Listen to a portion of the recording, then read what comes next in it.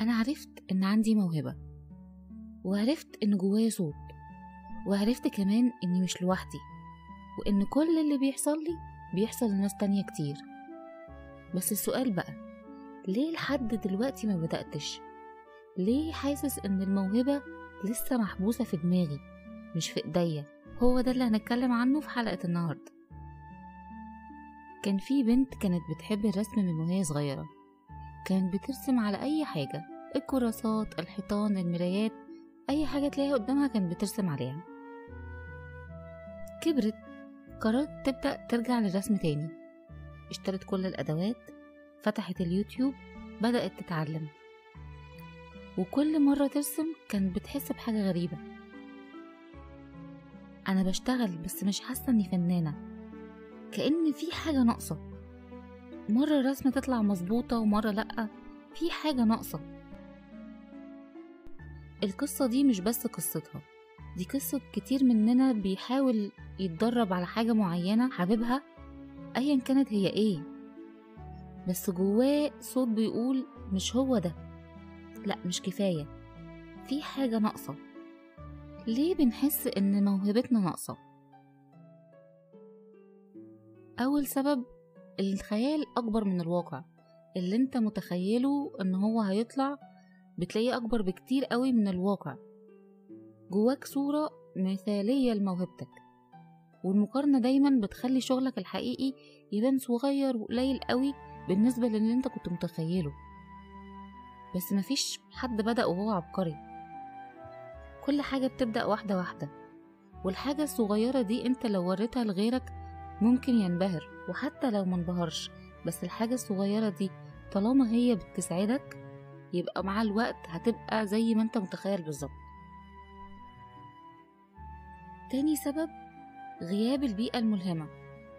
انت مش آلة، الموهبة محتاجة وسط مناسب، إحساس، أمان.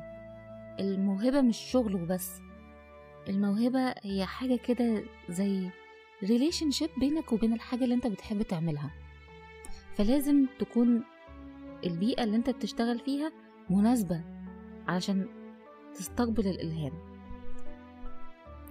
طيب دلوقتي بقى ازاي تبني بيئة الإلهام دي؟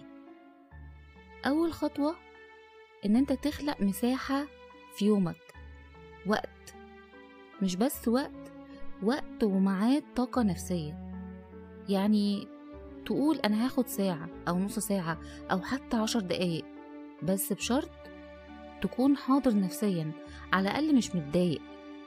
بس طبعا الأحسن أن أنت تكون في حالة نفسية عالية، تكون مبسوط أو هادي.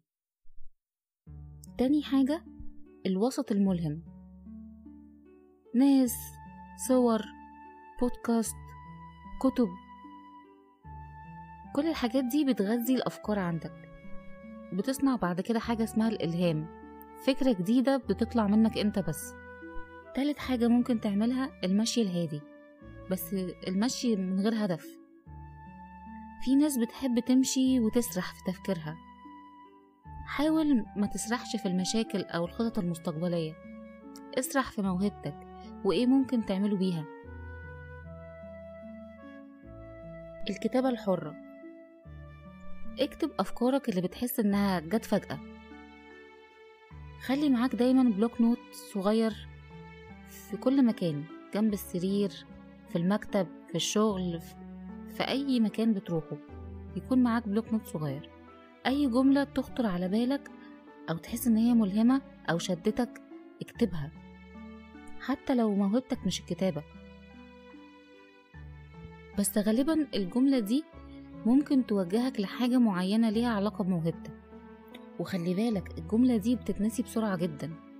لازم يكون معاك كراسة صغيرة أو بلوك نوت يكون جاهز في كل مكان. كمان في طريقة علمية بتدخلك في حالة استقبال الإلهام، وهي موجات ثيتا.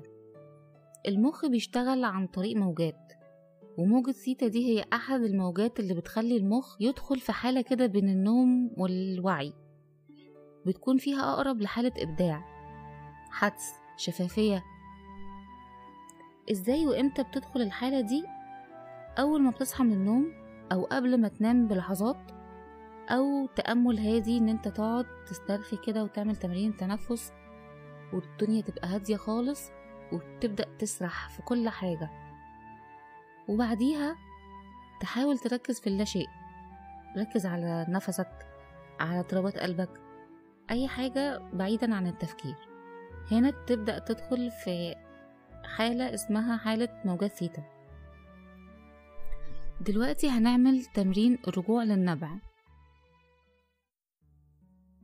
اكتب أول مرة حسيت إنك بتحب موهبتك دي كانت امتى؟ كنت فين؟ كنت مع مين؟ عملت ايه؟ أو لو مش فاكر على الأقل اكتب اللحظات القديمة اللي كانت موهبتك دي بتظهر فيها بشكل واضح. ارجع للي انت كتبته ده كل مرة تحس انك مش كفاية. الموهبة مش ناقصة، النضج هو اللي لسه بيكبر.